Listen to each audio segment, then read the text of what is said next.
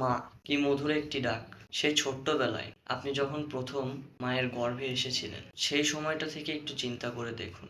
প্রথম যখন আপনি মায়ের গর্ভে এসেছিলেন, আপনি ছিলেন ক্ষুদ্র একটি শুক্রাণু বা ডিম্বাণু। তারপর থেকে আপনি একটু একটু করে বড় হতে থাকলেন। দীর্ঘ 10 মাস 10টি দিন আপনার মা নিজের সব কষ্ট বিসর্জন দিয়ে আপনাকে বড় করে তুললো।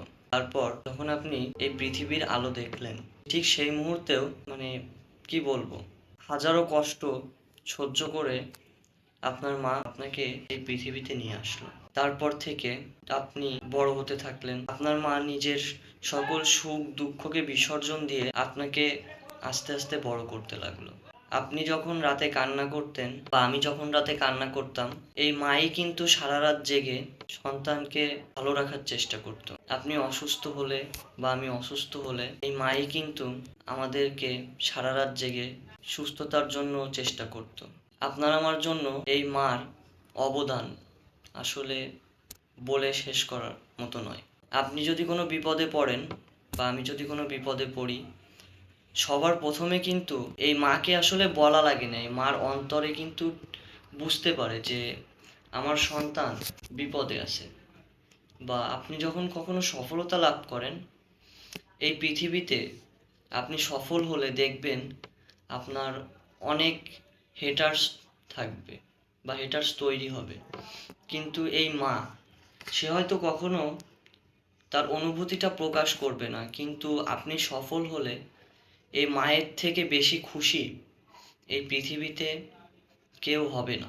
আসলে সত্যি কথা বলতে গেলে এই মা কিন্তু তার সেই আপনি যখন শুক্রাণু বা ডিম্বাণু হিসেবে মায়ের গর্ভে এসেছিলেন, সেদিন থেকে এই মা আপনার জন্য নিজের জীবনের সর্বস্ব ত্যাগ করা শুরু করেছে। এবং আপনি বৃদ্ধ হয়ে গেছেন, আপনার মা যদি বেঁচে থাকে তখনও দেখবেন সেই ছোট্ট কালের শিশুটির মতোই আপনার মা আপনার জন্য নিজের সর্বস্ব ত্যাগ করবে। আপনার মা নিজের জীবন দিয়ে হলেও চেষ্টা করবে আপনাকে আগলে রাখা। কিন্তু কি বলবো ভাই, তো 10 নভেম্বর থেকে আজ পর্যন্ত আসলে ফেসবুকে, টিভি নিউজে, বিভিন্ন জায়গায় একটি নিউজ দেখতেছি যে প্রেমিকার জন্য এবং হাত খরচের টাকার জন্য মাকে নির্মমভাবে ছেলে হত্যা করছে। আসলে এই ছেলে বিষয়ে আমি আসলে কি বলবো, এর মতো কুলাঙ্গার ছেলে যেন বাংলার কোনো ঘরে বা পৃথিবীতে আর কখনো জন্মগ্রহণ না করে। কারণ যেই মা আমার জন্য আপনার জন্য নিজের সর্বস্ব ত্যাগ করে, আমরা কিভাবে পারি সেই মার উপরে? আমরা তো ভাই উঁচু গলায় কথা বলতে গেলেও আমাদের আমি কথা বলতে পারতেছি না। সত্যি কথা যেটা, অনেক কিছু ভাবছিলাম, অনেক কিছু বলবো কিন্তু বলতে পারতেছি না। আসলে এই মার সাথে আমরা কিভাবে খারাপ ব্যবহার করি। কারণ যেখানে স্বয়ং আল্লাহ বলছে বা নবী রাসূলগণ বলছে যে তুমি যদি তোমার গায়ের চামড়াও কেটে দাও, গায়ের চামড়া কেটে মায়ের জন্য জুতা বানাও, তাহলেও কখনো মায়ের দুধের ঋণ তুমি শোধ করতে পারবে না। সেখানে কতটুকু নির্মম হলে সামান্য কিছু টাকা বা প্রেমিকার জন্য নিজের মাকে নির্মমভাবে কুপিয়ে হত্যা করে তাকে আবার ডিপ ফ্রিজে রেখে দেয়। আসলে সত্যি কথা বলতে এইসব ছেলে মেয়েদের প্রতি আমি ধিক্কার জানাই। আর যারা আছেন, আমরা আমাদের জেনারেশনের যে সকল ছেলে মেয়ে আপনারা যারা আছেন, আপনাদের কাছে আমার অনুরোধ থাকবে আপনারা মাকে তার প্রাপ্য সম্মানটুকু দিবেন। হ্যাঁ, আপনার মা হয়তো আপনাকে কখনো বেশি কথা বলতে পারে বা আপনাকে হয়তো 2টা চড় থাপ্পড়ও দিতে পারে, কিন্তু এইটা কিন্তু আপনার মা আপনার ভালোর জন্যই করতেছে। কখনো কোনো মা চায় না যে তার সন্তান খারাপ হয়ে যাক। আপনি যখন আপনার মা দেখবে যে আমার সন্তানটা খারাপ হয়ে যাচ্ছে বা আমার সন্তানটা খারাপ হওয়ার পথে, তখনই কিন্তু আপনার মা আপনাকে বেশি কথা বলবে বা শাসন করবে। কারণ এই মাই তো আপনাকে বড় করছে, তো তারই তো অধিকার আছে রে ভাই। সেই তো আপনাকে শাসন করবে, আপনাকে আদর করবে, সব কিছু তো সেই করবে। তার শাসনটাকে দেখলে তো আমাদের হবে না। তার শাসনের ভিতরে যে আমাদের জন্য যে ভালোবাসা বা যে আবেগটা আসে, সে কেন করতেছে এই কাজটা, আমাদেরকে সেইটা উপলব্ধি করতে হবে। তো আমরা যদি সেটা উপলব্ধি না করতে পারি তাহলে তো আমাদের হবে না। আমাদের সর্বপ্রথম মায়া কেন কি করতেছে বা কেন আমাদের শাসন করলো, কেন আমাদের বকলো, সেটা আমাদের উপলব্ধি করতে হবে। আর এই ছেলেটার কথা আসলে কি বলবো ভাই, আসলে বলার মতো কিছুই নাই। ঠিক আছে, আসলে এত বড় একটা জঘন্যতম কাজ করছে, যেটা আমি আসলে কোন ভাষায় বলবো, সেই ভাষাটা আমি সত্যি কথা বলতে আমি খুঁজে পাচ্ছি না। আমার ব্যক্তিগত জীবন থেকে যদি আমি আপনাদের কাছে ছোট্ট একটি গল্প শেয়ার করি, মানে খুব ছোট থেকেই আমি একটি মিডল ক্লাস ফ্যামিলির ছেলে। আমি ছোট থেকেই দেখছি আমার মা আমার জন্য অক্লান্ত পরিশ্রম করছে। আমার মা পরের বাসায় কাজ করতো বা বিভিন্ন জায়গায় কাজ করতো, কাজ করে আমার মা আসলে আমাকে মানুষ করছে বা আমাকে এই পর্যন্ত বড় করছে। এখনো পর্যন্ত আমার মা আমার জন্য সে দিনরাত অক্লান্ত পরিশ্রম করতেছে।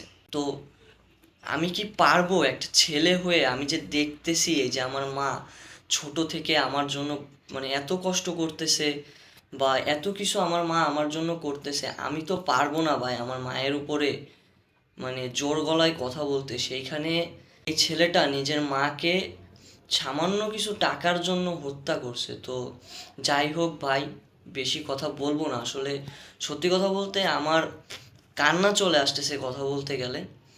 তো আমি জাস্ট এতটুকুই বলতে চাই, আপনারা যারা আছেন, আপনারা যারা সন্তান, আপনারা মায়েদের সাথে এমন কোনো কিছু করবেন না যাতে করে আপনার মা কষ্ট পায় বা আপনার মায়ের অনেক বড় ধরনের ক্ষতি হয়। আপনারা, হ্যাঁ ভাই, আপনারা আপনার মাকে প্রাপ্য সম্মানটুকু দিবেন, সম্মানটুকু অন্তত দেওয়ার চেষ্টা করেন ভাই। কারণ এই মা আপনাকে জন্ম দিছে, এই মা আপনাকে লালন পালন করতেছে, সব কিছু কিন্তু ভাই মাই করতেছে পৃথিবীতে।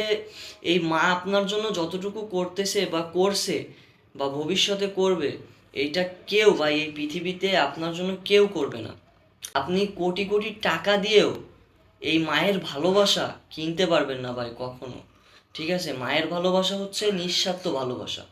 এই ভালোবাসার কোনো মূল্য হয় না।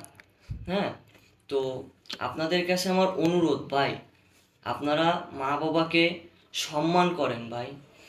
এইরকম কোনো কাজ যেন আমাদের সমাজে আর কখনো না হয়। আর যেন কখনো কোনো সন্তানের হাতে কোনো মা অপমান লাঞ্ছনার শিকার না হয়। কোনো মা যেন আর কখনো সন্তানের হাতে খুন না হয়। আপনাদের কাছে আমার অনুরোধ ভাই, এই আমাদের সমাজটাকে এই সব থেকে আপনারা রক্ষা করেন। আপনারা একদিন বাবা মা হবেন, তো সেই দিকটা চিন্তা করে আপনারা একটু বিবেচনা করে দেখেন, আপনার সন্তান যদি আপনার সাথে এমন করে আপনার কেমন লাগবে, আমার কেমন লাগবে। তো নিজের জায়গায় একটু হলেও চিন্তা করে আপনারা বা আমরা আমাদের মা বাবার সাথে একটু ভালো ব্যবহার করি। কারণ তারাই আসলে আমাদের এই ভালো ব্যবহার বা ভালোবাসা, যে কারণ যেই মানুষটা আপনারে নিঃস্বার্থভাবে ভালোবাসে ভাই, সেই মানুষটারে ভালোবাসতে গিয়ে তো আপনি কোনো স্বার্থ খুঁজবেন না।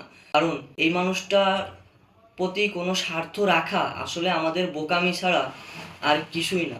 তো আমি আসলে কথা বলতে পারতেছি না, আমার কথা বেঁধে যাচ্ছে বা কথা বলতে গেলে একটু জড়তা সৃষ্টি হচ্ছে। কারণ ভাই এই যে মনের মধ্যে একটা কষ্ট, সত্যি কথা বলতে ভাই মনের মধ্যে একটা কষ্ট লাগতেছে। কারণ এই নিউজটা আমি যখন বিগত 4-5 দিন থেকে যখন দেখতেছি, হ্যাঁ, দেখার পরে মানে আমার মনের ভিতরে ভাই কি হচ্ছে সেইটা আমি বলতে পারবো না। তো যাই হোক ভাই, আপনারা আপনাদের মা বাবাকে সম্মান করবেন। তারা যেমনভাবে আপনাদের নিঃস্বার্থভাবে ভালোবাসে, আপনারাও আপনাদের মা বাবাকে নিঃস্বার্থভাবে ভালোবাসবেন। সকলের কাছে আমার এইটাই অনুরোধ, আমি বেশি কিছু বলতে চাই না।